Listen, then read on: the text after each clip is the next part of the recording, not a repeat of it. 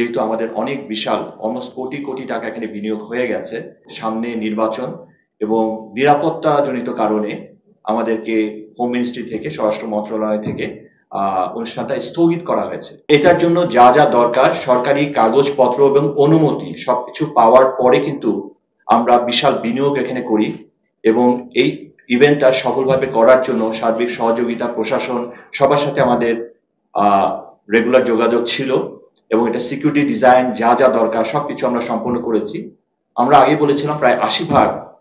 আমরা কিন্তু ইভেন্টের সবকিছু সম্পন্ন করে ফেলেছিলাম সময়ের আগেই।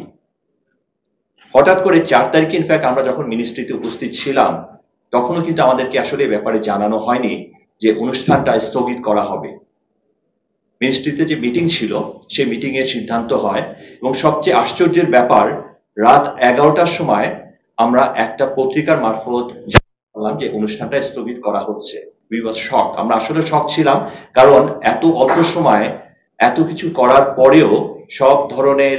ব্যবস্থা যা যা প্রয়োজনীয় দরকার তার চেয়ে আমরা বেশি সব আয়োজন করে রেখেছিলাম। তো আমাদের কাছে মনে হচ্ছে আসলে যে কোনো কারণেই হোক এটা স্থগিত করার আগে আমাদেরকে জানানো উচিত ছিল, কারণ আমরা সার্বক্ষণিক যোগাযোগ সব বাহিনীর সাথে রেখেছি এবং আমাদের সরকারিভাবে যা যা প্রসিডিউর দরকার, যা যা ফর্মালিটিস দরকার সবকিছু কিন্তু আমরা সম্পন্ন করেছি এবং ওনারা আমাদেরকে লিখিত অনুমতি দেওয়ার পরে কিন্তু আমরা এই অনুষ্ঠানতে হাত দিয়েছি। তো অনেকে আমাদেরকে বলেছেন আমরা এটা আগুন নিয়ে খেলছি, কারণ আসলে এটার আয়োজনটা অনেক ব্যাপক এবং অনেক বিশাল, কারণ বাংলাদেশের ইতিহাসে এত বড় ইভেন্ট, এরকম মেগা ইভেন্ট এর আগে কোনো সময় সংঘটিত হয়নি এবং আমরা এর জন্য যে ধরনের প্রস্তুতি নিয়েছিলাম এটা যথেষ্ট ছিল। তো আমরা ইনফ্যাক্ট প্রেস নোটের মধ্যে সবকিছু বিস্তারিত মেনশন করেছি। তো যে কোনো কারণে হোক সামনে নির্বাচন এবং নিরাপত্তাজনিত কারণে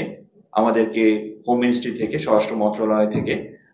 অনুষ্ঠানটা স্থগিত করা হয়েছে। আমরা এখনো বলছি না যে অনুষ্ঠানটা ক্যান্সেল করে দেওয়া হয়েছে, অনুষ্ঠানটা স্থগিত করা হয়েছে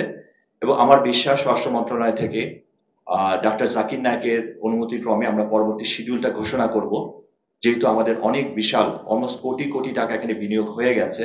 এবং সব ধরনের সরকারি ডকুমেন্টস, ইন্টারন্যাশনাল ডকুমেন্টস যা যা দরকার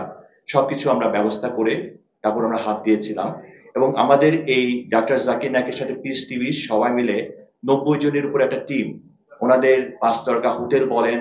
ইভেন লজিস্টিক সাপোর্ট বলেন, এন্টায়ার সেট আপ বাইরে থেকে আসার কথা ছিল এবং অনেক কিছু বাংলাদেশে চলে আসছে এয়ারপোর্টে। তো সেই ক্ষেত্রে আমাদের প্রস্তুতি সেই লেভেলে ছিল যে আমরা অন্তত অনুষ্ঠানের ৭ দিন আগে আপনাদের সবাইকে নিয়ে একটা ড্রাই রান দিতাম যে মেগা ইভেন্ট কোন লেভেলের হয়। আমরা সচরাচর মালয়েশিয়া